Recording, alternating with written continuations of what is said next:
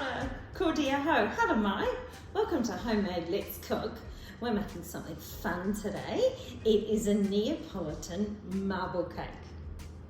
So that means we've got flavors of vanilla, chocolate, and we're just using a little bit of pink food, well, red food coloring to make our pink color. So we just need all the things that you would normally have for a cake, and then we're going to color them up and put them in a ring tin today. All right, so let's make a start. Do need 3 bowls, of course, but we'll start off by using just one bowl, and I've got 125 grams of either softened butter, or you can use margarine, whatever you prefer. This batter really just lends itself to whatever you've got in the fridge, or whatever you're used to using for making a cake. Half a cup of caster sugar, and we're just going to cream them together. So of course creaming them is just mixing them until they're technically light and fluffy, but as I think I've said before when we've creamed things before, getting something light and fluffy, well, I don't know. I guess if you beat it long enough it would be. But so just so that it's well combined. Next thing we've got to add is a couple of eggs, and I'll whisk these together first before I'm popping them in. It's always cool to make something that looks really fun and looks obviously good enough to eat as well. So it takes a little while to come together with the egg. You could of course use a wooden spoon as well. I'm just saving a little bit on the washing up. And don't worry if your mixture starts to curdle. Okay, it's really not something to worry about, because as soon as you add your flours, it's really not going to matter too much. You could of course use a whisk to combine your butter mixture and your egg. I'm just popping in our trusty vanilla. Of course I am. We use vanilla all the time, don't we? Now I'm just going to add just a little bit of our flour. I've got 1.5 cups here of self-raising flour. I'm just going to add just a little bit because, as I mentioned, my mixture has curdled a little bit, but at the end of the day that's not going to matter too much. It curdles because there's an imbalance between the fat content in the butter and the interaction with the egg, and someone might correct me on that if that's the case, but never mind. Or if that's not the case. So I'm just going to add in the rest of the flour.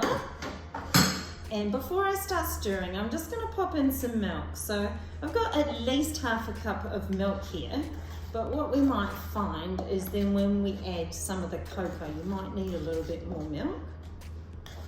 So just stir that around and just add some more milk. What you want is just a nice smooth batter. I'm going to need a few different spoons as well for this too. I might need a bit more extra milk as well by the looks of this. So really this is just, as I say, just a smooth vanilla cake mix. Okay, so that looks pretty good. Now's the interesting part. So now we're going to divide it into 2 other containers, so it'll be in 3. Doesn't matter if it's not exact. I'm not going to worry. So I'm going to put approximately 1/3 in that one, and 1/3 in that one, and then the rest in that.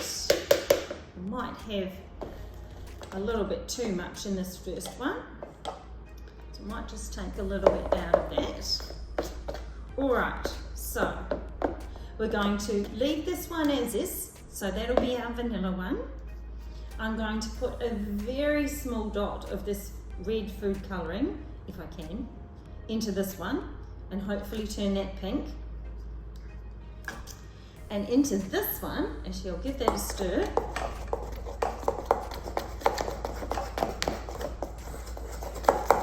It's actually gone quite a rich pink colour. That will be okay. You can see that there. And into this one, I'm going to put some of our cocoa. So I'm not going to get too exact about this. So I'm just going to toss in a little bit. Just shake it in.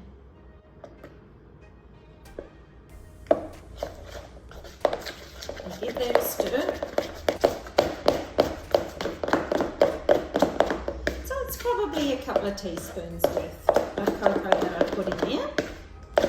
And I'm just going to add because we've added some dry ingredient, I'm just going to add a little bit more milk.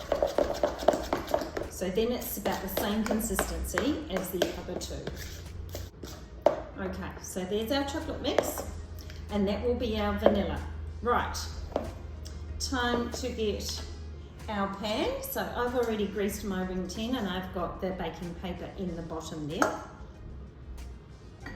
So I just need one more spoon, and we're going to take a closer look at putting it in here. All right, so this is where the magic happens, and I'm just going to get a knife as well, because then we can pop some swirls in. So I'm just going to put a spoonful there of pink. And one there, and then I'm going to put some vanilla,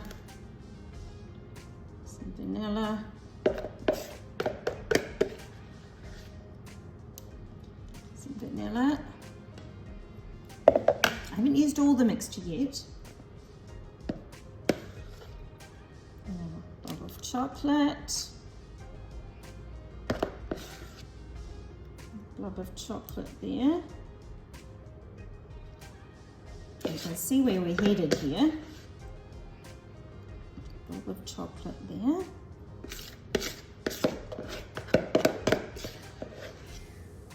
Some more chocolate over here. Now this is where you want to fill any gaps. So we'll pop some pink there. Pop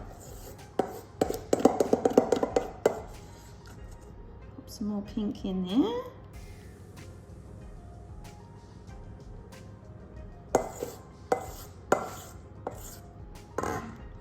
And that uses up the pink that we have.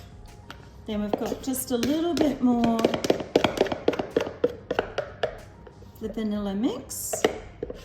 So we'll just pop a little bit there.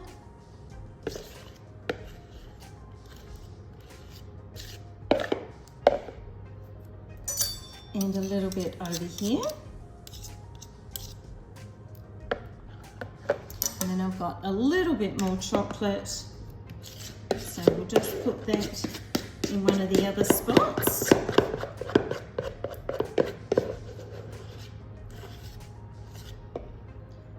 Going to pop that there.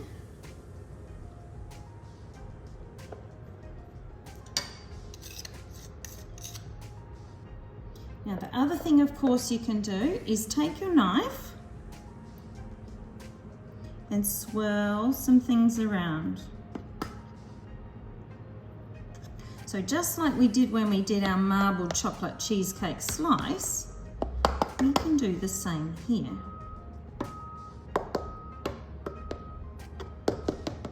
Want to mix it too much, but you can certainly make some nice pattern in there. And of course, when you cut through your cake is when you will see the effect. Now we've had that oven on, so it's just going to go into a moderate oven. Cook for at least 20 to 25 minutes, but keep an eye on it. And then we'll have a look at what it looks like after it comes out. See you soon. So here we are out of the oven. I'll let it cool in a tin for a couple of minutes before I turn it out. And then we'll return to ice it and, more importantly, see what it looks like inside. We'll see you again soon.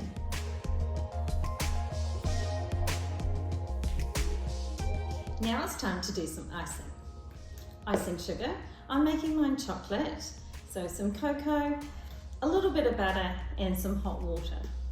You can make yours as thick and rich or as runny as you like, and it just depends. It all can be personal preference, but I like to make mine a little bit more of a buttercream icing, and then I can just do little peaks on the icing.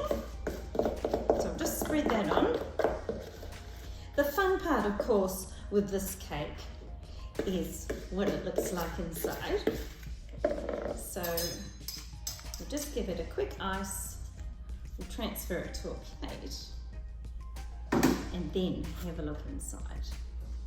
Of course, you could put pink icing on it, or you could put a vanilla icing on it. Either which way, it's going to be pretty yummy. I like to ice the inside of the ring itself as well. And of course you could put this on a little turntable to ice it.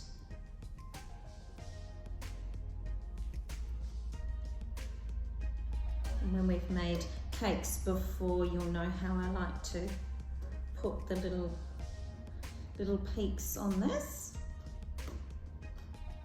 Depends how thick you want your icing to be as well, doesn't it? If you use a lot of butter, you might want to keep your cake in the fridge, but make sure that before you want to serve it, that you pull it out so it ends up being a bit more at room temperature, otherwise the cake will be a little bit harder than you probably wish to serve it at. So I'm just going to create my little peaks or my little waves, just slapping it with your knife. Turn it around so it's all over. So you need a little bit of thickness on your icing to be able to do that.